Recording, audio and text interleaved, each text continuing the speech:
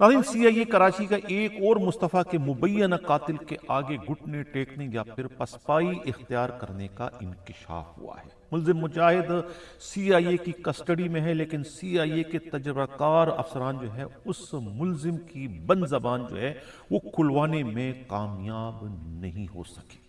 जिसकी वजह से मुस्तफ़ा का पुरस्कार कत्ल जो है वो हल नहीं हो सका। जबकि ये मालूम है कि कत्ल की इस वारदात में एक रीमा नामी अफगान दोशीज़ा भी मुलव्विस है, बल्कि कत्ल की ये वारदात जो है वो रीमा की वजह से की गई है।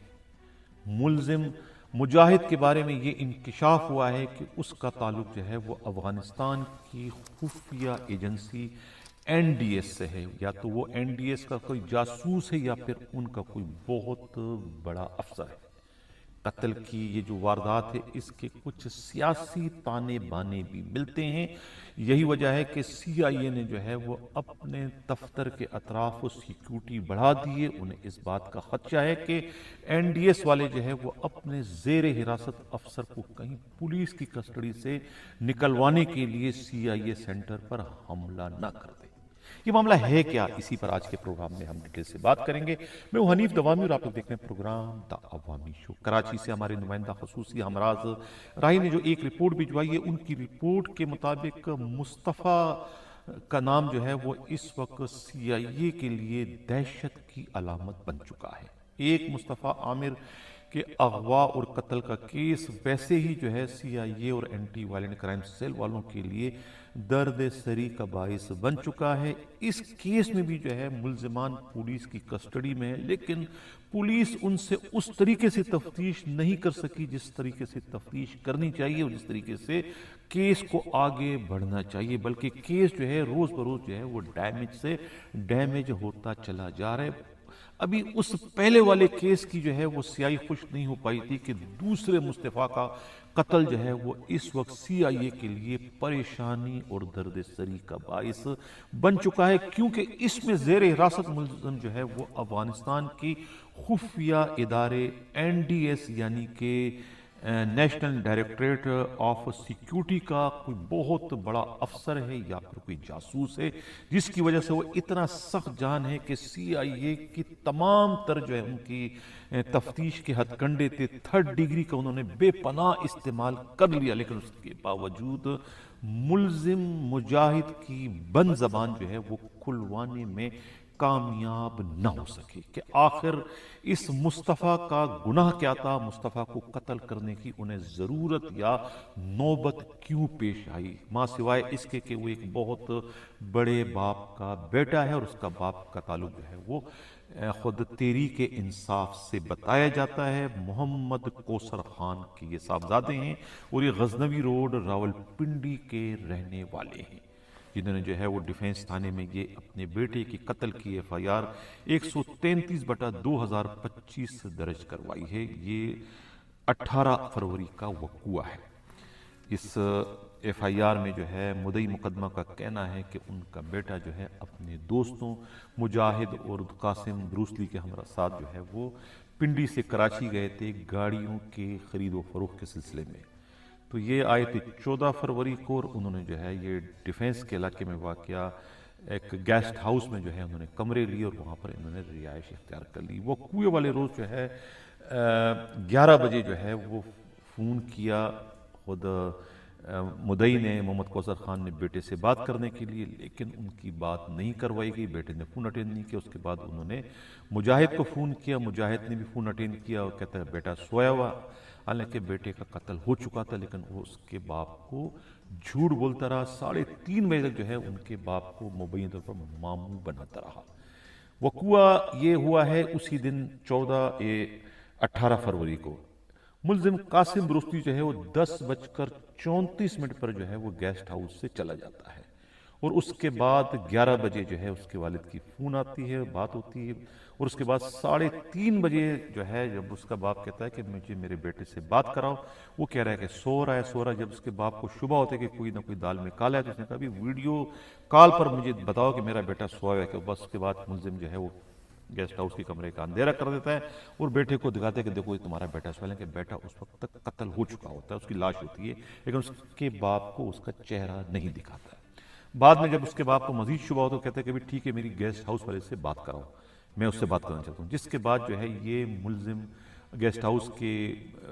ریسیپشن پہ آتے ہیں، لیکن اس کے اپنے سر پر بھی گولی لگی ہوئی تو اس سے خون بہ رہا ہوتا ہے، تو وہ خود وہاں کا جو کلرک ہے وہ دیکھ کے حیران ہو جاتا ہے کہ اس کے خون سر سے بہ رہا ہے۔ اس نے کہا کہ اس کے باپ سے کہو کہ تمہارا بیٹا سویا ہوا ہے، جس پر وہ جو کلرک کہتا ہے جب تک میں خود اپنی آنکھوں سے نہیں دیکھوں گا تو اس وقت تک میں اس کے باپ سے نہیں کہہ سکتا ہوں۔ جس کے بعد وہ کمرے میں آتا ہے، جب کمرے میں دیکھتا ہے تو اس میں مصطفیٰ کی لاش خون میں لت پت ہوتی ہے۔ اس کے بعد جو ہے اس کے باپ سے کہتا ہے کہ آپ آؤ، آپ کا بیٹا بہت شدید زخمی حالت میں ہے۔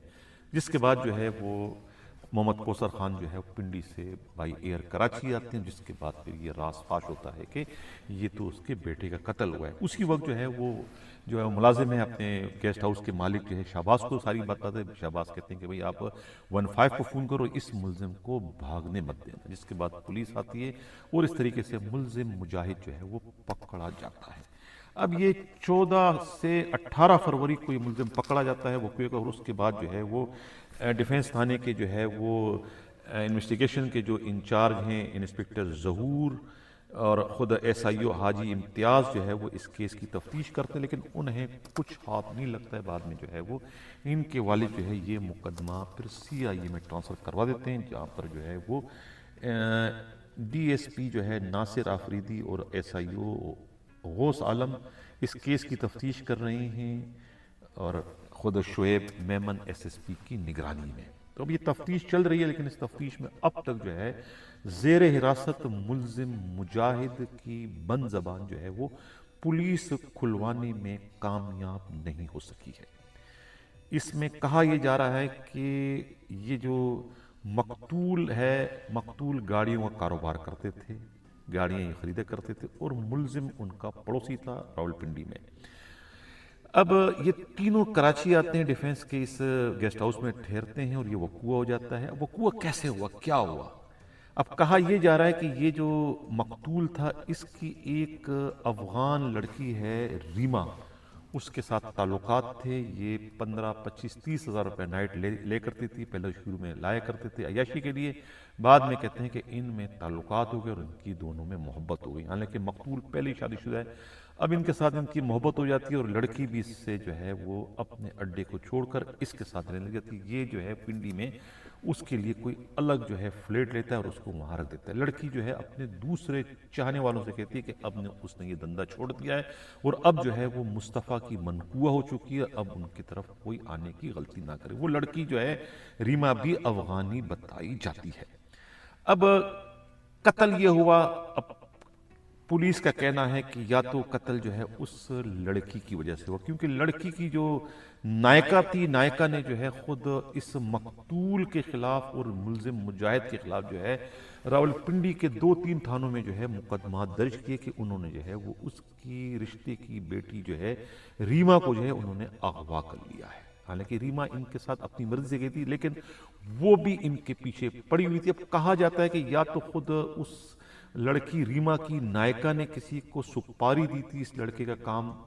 ٹکانے لگانے کے لیے، یا وجہ کچھ اور ہے، کیونکہ یہ بات اب اس وقت کھل نہیں رہی ہے۔ ملزم مجاہد بہت ہی پکا ہے، مجاہد جو ہے وہ پولیس کی کسٹڈی میں ہے، پہلے ڈیفینس پولیس کی کسٹڈی میں تھا، وہ ان کی بند زبان نہ کھلوا سکی۔ اس کے بعد جب سی آئی اے میں ٹرانسفر کر دیا اس کے والد نے، تو سی آئی اے والے بھی جو ہے وہ تاحال اس ملزم مجاہد کی بند زبان نہیں کھلوا سکی۔ قتل جو ہے خود مقتول کی اپنی پسٹل سے ہوا ہے، مقتول کے پاس اپنا ایک لائسنس والا پسٹل تھا، اسی سے جو ہے وہ گولی انہیں ماری گئی ہے۔ اب یا تو قاسم جو بروسلی ہے اس نے مارا ہے، اب اس کو گولی کس نے ماری ہے؟ خود ملزم کو،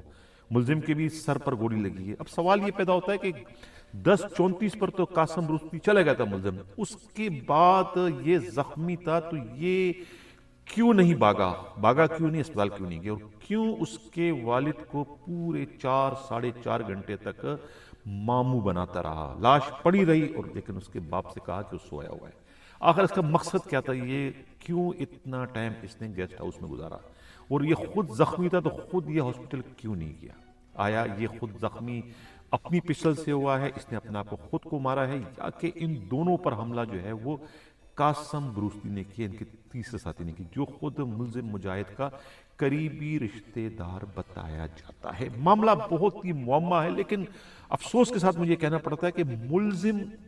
مجاہد خود سی آئی اے کی کسٹڈی میں، آخر سی آئی اے والے ان کی بند زبان کھلوانے میں کیوں نہیں کامیاب ہو سکے؟